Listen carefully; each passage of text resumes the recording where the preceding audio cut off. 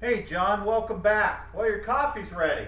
The elapsed time was probably about 20 minutes from beginning to end, and it came out really good like it always does here because your profile is actually programmed right into the computer. But hey, one of the things I just wanted to share with you, you probably noticed that I'm wearing socks. The reason is we have a rule at Higher Grounds that we don't let folks come into the roasting chambers with shoes that they've worn on the outside. It's just, we like to keep it clean, sanitary, so we either wear booties or socks. That's the reason why you see me wearing socks throughout this demonstration. So enough about that, let's get to your coffee.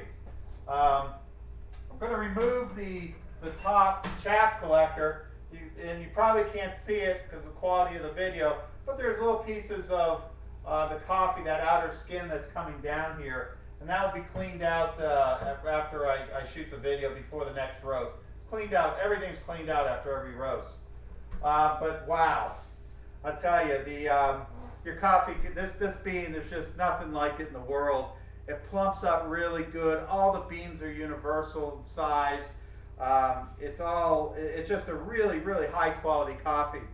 Now, one of the things about this is that when you take green coffee and you put it in and you roast it to its brown stage, it generally increases in size by about 10%, and it decreases in weight about 13 to 25%, depending on the bean and where it came from. The reason is that coffee beans are just full of moisture, and that's when a roaster begins roasting coffee. At about the 8-minute mark, it sounds like there's popcorn going off in the roasting chamber. And in some sense, it's kind of like popcorn actually is what it is, because the bean becomes superheated and all the moisture all at once just pops out of the bean. And that's when the roasting cycle really starts beginning. That's when the browning starts beginning. At about 12 minutes, if you leave your coffee in and continue the heat underneath it, it goes through a second cracking. And essentially that's what happens when the paraffin or the oils of the bean become superheated, and it just pops. I mean, it just gets so hot that actually it can blow off the side of the bean sometimes. It's such a violent reaction. And that's why sometimes when you go into the store and you get a dark roasted or a French roasted bean, it has all that oil on the surface. Well, that's because the roaster brought it past that second crack, and the oils, which in the oils is the flavor of the coffee, that's what you brew out.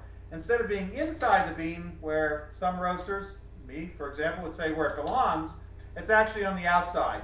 That's the reason lots of times on a dark roast, you don't grind it real fine, you grind it real rough, because you really want to brew the oils from the outside of the bean, because the oils have left the inside of the bean. So your coffee's done. And from here, I would just pour it directly into the bag. You're familiar with the bags, and put the custom labels on that you're so familiar with. So I'll do that after I shut down the video. Today is Saturday. I'll put it in the mail on Monday. You should have it right around Tuesday, Wednesday at the absolute latest, because you're just around the corner here.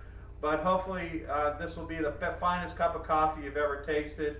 And again, John, thank you very much for your business. Thanks for your referrals.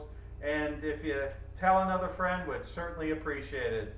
And again, thanks for being a customer of Higher Grounds Coffee Company. Good night.